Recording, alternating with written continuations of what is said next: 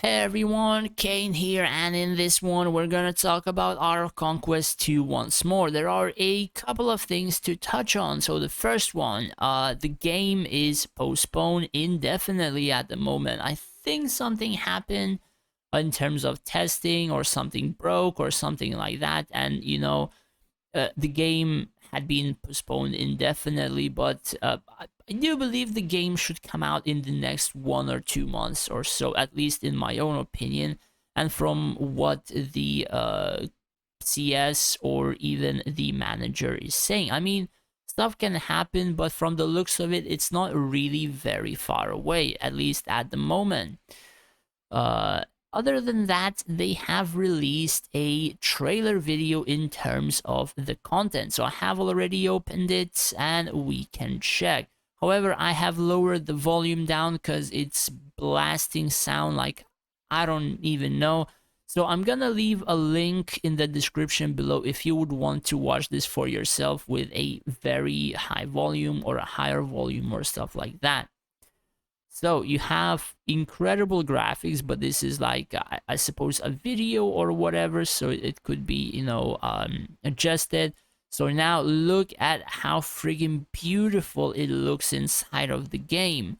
My God, these colors are just crazy, and this is like I suppose one of the bigger cities that you're able to capture. Look at the amount of detail, and this is not the single one. God. And now this is the new UI that they have swapped from quite a while ago. And this is how the castles look like, or may look like if you properly manage that. So I'm not sure about you, I just suck at these things, and probably if I kept showing my own castle or inside of the castle in videos, probably people would just laugh at me every single video or so. So likely I'm just gonna take a picture out of this and just copy paste everything, just so the people would actually see that I have a pretty decent looking castle and stuff like that. I mean, who knows whether I'd be able to do that or not. I doubt I can make anything better than this. So sometimes you just gotta copy paste. Then we have different races of heroes, mechs, stuff like that. And then comes to the battle. So we have armies in terms of backline, we have frontline, and we have hero icons with their HP bars. So essentially, I do believe this orange thing is a shield, the red or the green is the health bar. So I cannot really tell what these look like. I think this is something similar like Sylvani Cavalry or like unicorns or stuff like that. And this is elf archers with trees on the side. I can't really say what's on the other side though. Here we have tanks, blasters, I do believe mechs here, and I cannot really see what's on the other side as well. In here, we have, I do believe, scorpions, 3 squads, and spiders on the side with like pyramids or stuff like that. But yeah, that's pretty much it for this. Again, I'm gonna leave a link to this in the description below. You can check it out.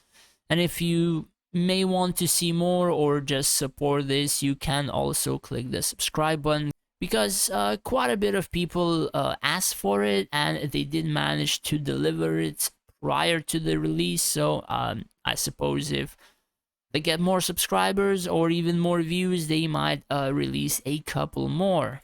Who knows how long the game would take to be released. Now there is another thing about social media as well. They have released a picture about combat. So myself, or rather quite a few people and myself included, I have said that this is like a mix between Rise of Kingdoms and of course Art of Conquest. So Rise of Kingdoms is the outside the world map, the walking, the capturing, all that kind of stuff, and the Art of Conquest thing is the combat, the grid based, the placement, the heroes, all that kind of stuff. However, there is another catch. The combat is not technically the same as Art of Conquest 1. The reason for that is, as you can see, this hero right here cast his ability. I do believe it's Nether March, or it just disappeared. And all the other heroes have different cooldowns with different, I suppose, cooldown timers or tickings or whatever. So basically, when you cast a skill instantly, it's not going to jump to like across this entire circle to 3 seconds.